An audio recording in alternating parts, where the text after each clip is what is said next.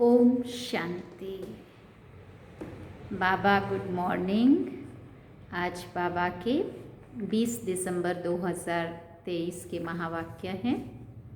बाबा ने सार में कहा, मीठे बच्चे, अपनी रॉयल चलन से सेवा करनी है, श्रीमत पर बुद्धि को रिफाइन बनाना है, माताओं का रिगार्ड रखना है। बाबा ने प्रश्न पूछा, कौन सा कर्तव्य एक बाप का है, किसी मनुष्य का नहीं। उत्तर में बाबा ने कहा, सारे विश्व में पीस स्थापन करना ये कर्तव्य बाप का है। मनुष्य भले कितनी भी कॉन्फ्रेंस आदि करते रहें, पीस हो नहीं सकती।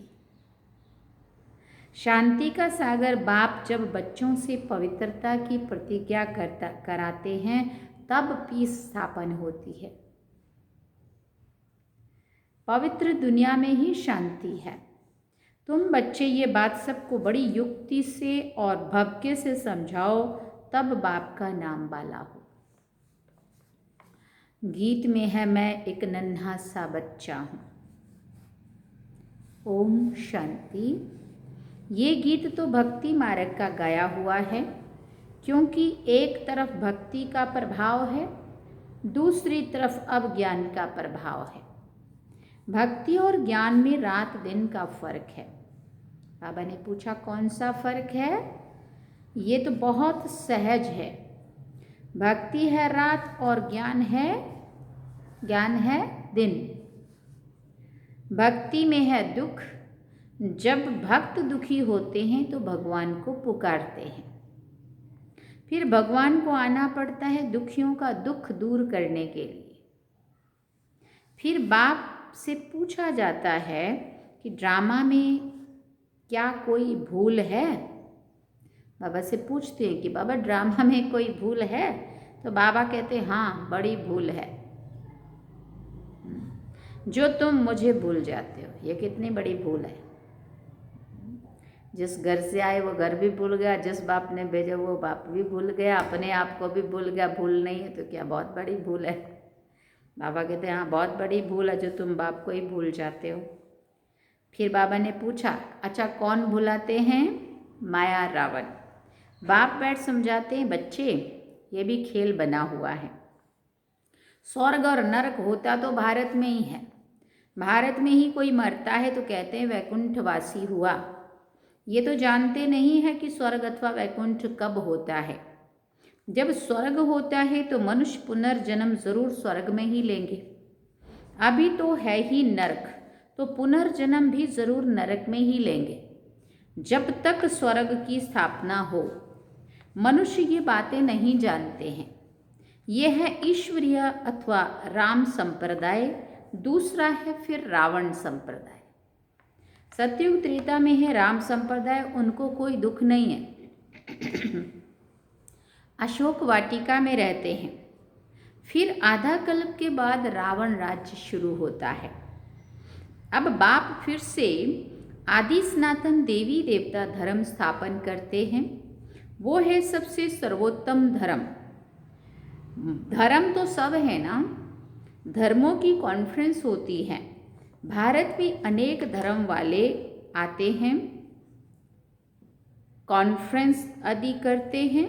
अब जो भारतवासी धर्म को मानने वाले ही नहीं हैं, वो क्या कॉन्फ्रेंस करेंगे? वास्तव में भारत का प्राचीन धर्म तो है ही आदि सनातन देवी देवता धर्म। हिंदू धर्म तो है ही नहीं। सबसे ऊंच है देवी देवता धर्म। अब कायदा कहता है सबसे ऊंच से ऊंच धर्म वाले को गद्दी पर बिठाना चाहिए। सबसे आगे किसको बिठाएं? ये भी प्रश्न है। इस पर भी कभी उनों का झगड़ा लग पड़ता है। जैसे एक बार कुंभ मेले में बड़ा झगड़ा हो गया था। बहुत बार होता है कुंभ मेले में झगड़ा। वो बोलेंगे हम पहले स्नान करेंगे, हम ऊंचे हैं, और दूसरे वाले बोलेंगे हम ऊंचे हैं। बहुत बुरा हाल होता है। अब कहे पहले हमारी सवारी चले, वो कहे कि पहले हमारी सवारी चले, दूसरे कहे हमारी चले। लड़ पड़े थे। तो अब इस कॉन्फ्रेंस में बच्चों को ये समझाना है कि ऊंच से ऊंच कौन सा धर्म है, वो तो जानते ही नहीं है। बाबा कहते हैं आदि सनातन है ही देवी देवता धर्म जो अब प्राय लोप हो गया है और अपने को हिंदू कहलाने लग पड़े हैं। अब चीन में रहने वाले अपना धर्म चीन तो नहीं कहेंगे। वो लोग तो जिसको नामी ग्रामी देखते हैं उनको मुख्य करके बिठा देते हैं। कायदे अनुसार कॉन्फ्रेंस में बहुत तो आ नहीं सकते, सिर्फ रिलीजन के हेड्स को ही निमंत्रण दिया जाता है। बहुतों से फिर बहुत बोलचाल भी हो जाता है, क्योंकि हर कोई अपना अपना राय देगा, इसलिए वो फिर बहस भी हो जाएंगी। अब उन्हों को राय देने वाला तो कोई है नहीं। तुम हो ऊंच से ऊंच देवी देवता धर्म वाले, अब देवता धर्म की स्थापना कर रहे हो, तुम ही बता सकते हो भारत का जो मुख्य धर्म है, जो सब धर्मों का माई बाप है, उनके हेड को इस कॉन्फ्रेंस में मुख्य बनाना चाहिए, गद्दी नशीन उनको करना चाहिए, बाकी तो सब हैं उनके नीचे। तो मुख्य बच्चे जो हैं उनकी बुद्धि चलनी चाहिए।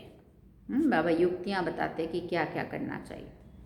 भगवान अर्जुन को बैठ समझाते हैं, संजय ये है, अर्जुन तो है रथी, उनमें रथवान है बाप, वो समझते हैं रूप बदलकर श्री कृष्ण के तन में आकर ज्ञान दिया है, परंतु ऐसे तो है नहीं। अब प्रजापिता भी है, त्रिमूर्ति के ऊपर बहुत अच्छी रीति समझाया जा सकता है। त्रिमूर्ति के ऊपर शिव बाबा का चित्र जरूर चाहिए, वो है सूक्ष्म वतन की रचना। बच्चे समझते हैं ये विष्णु है पालन करता, प्रजापिता ब्रह्मा है स्थापन करता, तो उनका भी चित्र चाहिए। ये बड़ी समझ की बात है। बुद्धि में रहता है प्रजापिता ब्रह्मा जरूर है, विष्णु भी तो चाहिए जिससे स्थापना कराएंगे, उससे ही फिर पालना भी कराएंगे। स्थापना कराते हैं ब्रह्मा से, ब्रह्मा के साथ सरस्वती आदि बहुत बच्चे हैं। वास्तव में ये भी पतित से पावन बन रहे हैं। तो कॉन्फ्रेंस में आदि सनातन देवी देवता धर्म की हेड जगदम्बा होनी चाहिए, क्योंकि माताओं का बहुत मान है। जगत अम्बा का मेला बड़ा भारी लगता है, वो है जगत पिता की बेटी। अब आदि सनातन देवी देवता धर्म की स्थापना हो रही है। गीता एपिसोड चल रहा है, रिपीट हो रहा है। ये वही महाभारत की लड़ाई सामने खड़ी है। बाबा भी कहते हैं मैं कल्प के संगम युग पर आता हूँ। भ्रष्टाचारी दुनिया को श्रेष्ठाचारी बनाने क्यों आता हूँ? भ्रष्टाचारी दुनिया को श्रेष्ठाचारी बनाने। जगदम्बा गॉडेस ऑफ नॉलेज गाई हुई है, उनके साथ ज्ञान गंगाएं भी है।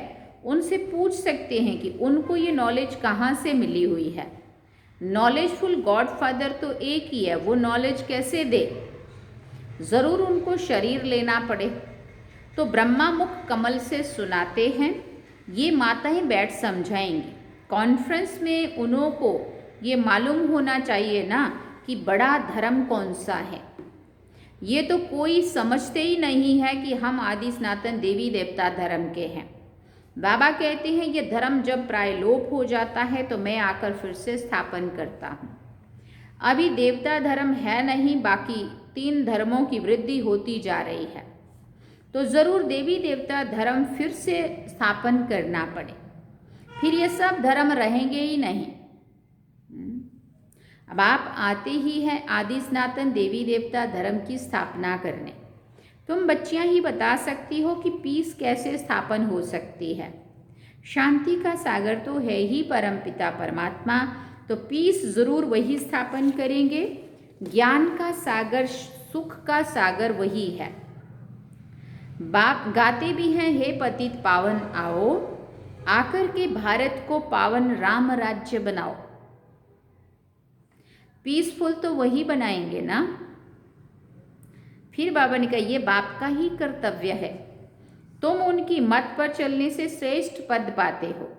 बाबा कहते हैं जो मेरे बनेंगे राजयोग सीखेंगे और पवित्रता की प्रतिज्ञा करेंगे कि बाबा हम पवित्र बन 21 जन्मों का वर्षा लेंगे, वही मालिक बनेंगे, पतित से पावन बनेंगे। पावन है लक्ष्मी नारायण सबसे ऊंच। अभी पावन दुनिया की स्थापना हो रही है। तुम पीस के लिए कॉन्फ्रेंस कर रहे हो, परंतु मनुष्य थोड़ी पीस करेंगे। ये तो शांति के सागर बाप का ही काम है। कॉन्फ्रेंस में बड़े आदमी आते हैं, बहुत मेंबर्स बनते हैं, तो उन्हों को राय भी देनी पड़े। फिर बाबा ने कहा फादर शोज सन। शिव बाबा के पोतरे ब्रह्मा के बच्चे, शिव बाबा के पोतरे ब्रह्मा के बच्चे हैं, गॉडेस ऑफ नॉलेज। उनको गॉड ने नॉलेज दी है। मनुष्य तो शास्त्रों की नॉलेज पढ़ते हैं, ऐसे भवके से समझाओ तो बड़ा मजा हो। युक्ति जरूर रचनी पड़ती है। एक तरफ उन्हों की कॉन्फ्रेंस हो और दूसरी तरफ फिर तुम्हारी भी भवके से कॉन्फ्रेंस हो। चित्र भी क्लियर है, जिनसे झट समझ जाएंगे। उनका ऑक्यूपेशन अलग है, उनका अलग है। ऐसे थोड़ी सब एक ही हैं, नहीं, सभी धर्मों का पार्ट अलग अलग है। शांति के लिए मिलकर के कार्य करते हैं, कहते हैं रिलीजन इज माइट, परंतु सबसे ताकत वाला कौन है? वही आकर के पहला नंबर देवी देवता धर्म की स्थापना करते हैं।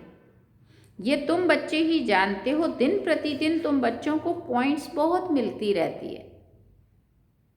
समझाने की भी पावर है। योगी की पावर अच्छी होगी। बाबा कहते हैं तो ज्ञानी तो आत्मा ही मुझे प्रिय है। ऐसे नहीं कि योगी प्रिय नहीं है। जो ज्ञानी होंगे वो योगी भी जरूर होंगे। योग परमपिता परमात्मा के साथ रखते हैं।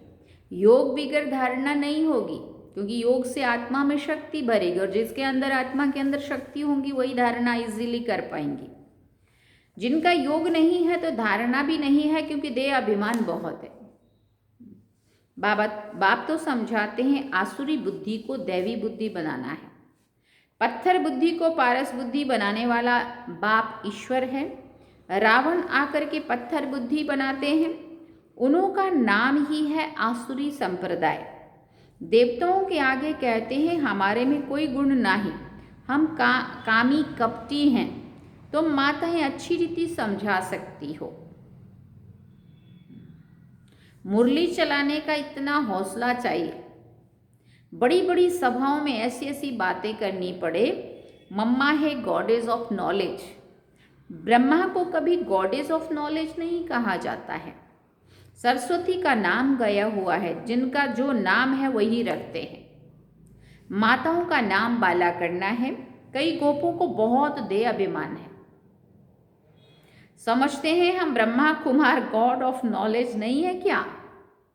अरे खुद ब्रह्मा ही अपने को गॉड ऑफ नॉलेज नहीं कहते हैं। माताओं का बहुत रिगार्ड रखना पड़े। ये माताएं ही जीवन पलटाने वाली हैं, मनुष्य से देवता बनाने वाली हैं। माताएं भी है, कन्याएं भी हैं। अधर कुमारी का राज तो कोई समझते नहीं है। भले शादी की हुई है तो भी ब्रह्मा कुमारियां हैं। ये बड़ी वंडरफुल बातें हैं। जिन्हों को बाप से वर्षा लेना है वो समझते हैं, बाकी जिनकी तकदीर में नहीं है वो क्या समझेंगे। नंबरवार दर्जे तो ज़रूर हैं। वहाँ भी कोई दास दासियाँ होंगे, कोई प्रजा होंगे। प्रजा भी तो चाहिए ना। मनुष्य सृष्टि वृद्धि को पाती रहेगी तो प्रजा भी वृद्धि को पाती रहेगी। तो ऐसी ऐसी कॉन्फ्रेंस जो होती है उसके लिए जो अपने को मुख्य समझते हैं उनको तैयार रहना चाहिए। जिनमें ज्ञान नहीं है वो जैसे छोटे ठहरे, इतनी बुद्धि नहीं है। तभी तो देखो आज शिवानी बहन की इतनी जूनियर छोटी उम्र में सारा विश्व उनको बुला रहा है ना। बड़े बड़े अनुभवी भी उनको बुला रहे हैं। इसका मतलब ज्ञान का जो चिंतन है, मंथन है, जो नॉलेज है उसके पास, जो इतना इतना अच्छी रीति से वो लोगों को समझा रही है, तो सब बड़े भी उनको मान रहे हैं। बाबा ने कहा देखने में भले बड़े हैं परंतु बुद्धि नहीं है, वो छोटे हैं। कोई कोई की बड़ी अच्छी बुद्धि है, सारा मदार बुद्धि पर है। छोटे छोटे भी तीखे चले जाते हैं। कोई की समझाने में बड़ा मिठास होता है। देखो शिवानी मिलके इतना प्यार से समझाती है। बातचीत बड़ी रॉयल करते हैं, समझेंगे ये रिफाइन बच्चे हैं। चलन से भी शो होता है ना, बच्चों की चलन बहुत रॉयल होनी चाहिए। क्या चाहता है बाबा? बच्चों की चलन, बच्चों का बोल, बच्चों का व्यवहार सब बड़ा रॉयल होना चाहिए। कोई अनरॉयल काम नहीं करना चाहिए। नाम बदनाम करने वाले ऊंच पद नहीं पा सकते हैं। शिव बाबा का नाम बदनाम करते हैं तो बाप का भी हक है समझाने का, फिर बाबा समझा नहीं देते। अच्छा, मीठे मीठे सिकिल दे बच्चों प्रति माता पिता बाप दादा का याद प्यार और गुड मॉर्निंग। रूहानी बाप की रूहानी बच्चों को नमस्ते। हम रूहानी बच्चों की रूहानी माता पिता बाप दादा को दिल व जान सिकवा प्रेम से याद प्यार, गुड मॉर्निंग, नमस्ते, थैंक यू बाबा, शुक्रिया बाबा। अब रात्रि क्लास एक छोटी सी बाबा की, वो भी सुनेंगे। बाबा ने कहा, अब तुम बच्चे समझते हो कि हम जीव आत्माएं परमपिता परमात्मा के सन्मुख बैठे हैं। इसको ही मंगल मिलन कहा जाता है। गाया जाता है ना, मंगलम भगवान विष्णु। अभी मंगल है ना मिलन का। भगवान वर्षा देते हैं विष्णु कुल का, इसलिए उनको मंगलम भगवान विष्णु कहा जाता है। देखो ये बोलते हैं सभी लोग, हम भी बोलते थे, लेकिन ये समझ नहीं था अर्थ इसका। भगवान ही विष्णु कुल की, उस मंगल कुल की स्थापना करते, इसलिए मंगलम भगवान विष्णु। बाप जब मिलते हैं जीवात्माओं से, वो मिलन बड़ा सुंदर है। तुम भी समझते हो, अभी हम ईश्वरीय बच्चे बने हैं ईश्वर से अपना वर्षा लेने के लिए। बच्चे जानते हैं ईश्वर के वर्षे बाद दैवी वर्षा मिलता है, अर्थात स्वर्ग में पुनर्जन्म मिलता है। तो तुम बच्चों को खुशी का पारा चढ़ा रहना चाहिए। तुम जैसा खुश नसीब व सौभाग्यशाली तो कोई नहीं है दुनिया में, सिवाय ब्राह्मण कुल के और कोई भी भाग्यशाली हो नहीं सकता। विष्णु कुल सेकंड नंबर में हो गया, वो दैवी गोद हो जाती है, अभी ईश्वरीय गोद है।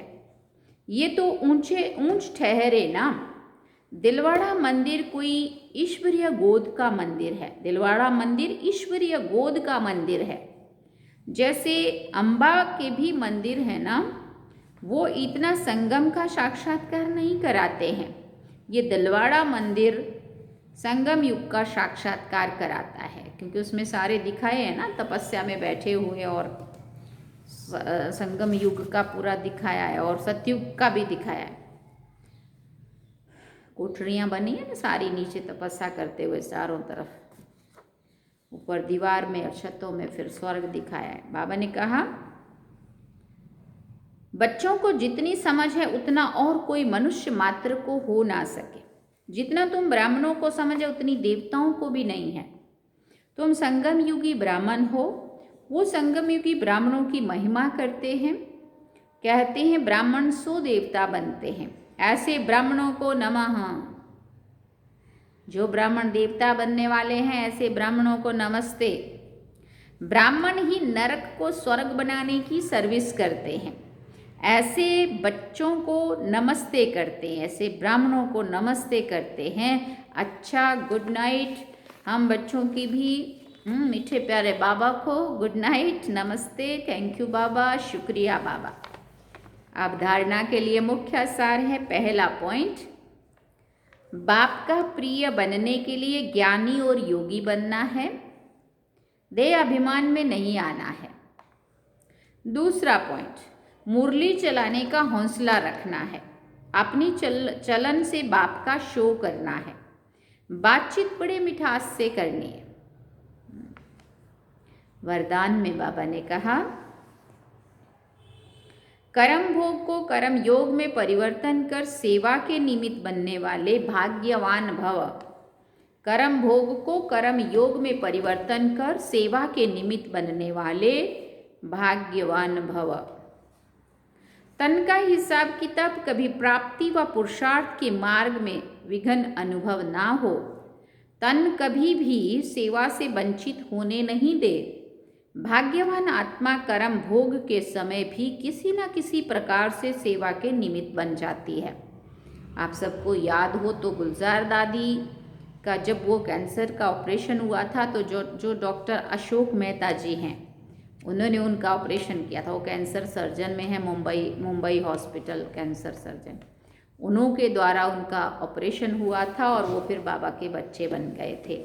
ऐसे और भी कितनी हमारी दादियों की जो भी ट्रीटमेंट करने वाले लोग हैं, दादियाँ जाती है हॉस्पिटल में और दादियों को एक फरिश्ते की तरह, भले हिसाब किताब चुकतू भी करना है, लेकिन दादियों की अवस्था जब वो लोग देखते हैं, दादियों के जो पॉजिटिव वाइब्रेशन, शांति के वाइब्रेशन, पवित्रता के वाइब्रेशन, वो आत्माएं जो फील करती है वो भी बाबा के संपर्क में, संबंध में आ जाती है ना। मुन्नी दीदी का ऑपरेशन हुआ था अभी, तो वो भी सारे के सारे डॉक्टर फिर वो मधुबन भी आते हैं ना। तो ये भी किसी का भी अगर कर्म भोग आता है और वो उनको हॉस्पिटल में जा रहे हैं तो मतलब वो भी एक सेवार्थी जा रहे हैं। भाग्यवान आत्मा कर्म भोग के समय भी किसी न किसी प्रकार से सेवा के निमित्त बन जाती है। कर्म भोग चाहे छोटा हो या बड़ा, उनकी कहानी का विस्तार नहीं करो। उसे वर्णन करना माना समय और शक्ति व्यर्थ गंवाना। योगी जीवन माना कर्म भोग को कर्म योग में परिवर्तन कर देना। यही है भाग्यवान की निशानी। स्लोगन में बाबा ने कहा, दृष्टि में रहम और शुभ भावना हो तो अभिमान व अपमान की दृष्टि समाप्त हो जाएगी। दृष्टि में रहम और शुभ भावना हो तो क्या होगा? अभिमान व अपमान की दृष्टि समाप्त हो जाएगी। अच्छा, ओम शांति। सार में बाबा ने कहा, मीठे बच्चे, अपनी रॉयल चलन से सेवा करनी है, श्रीमत पर बुद्धि को रिफाइन बनाना है, माताओं का रिगार्ड रखना है। और गीत क्या सुना? मैं एक नन्हा सा बच्चा हूँ। तो ये थे बाबा के आज के महावाक्य जो हम सभी ने सुने। अब हम बाबा को याद करेंगे। चलिए बाबा की याद।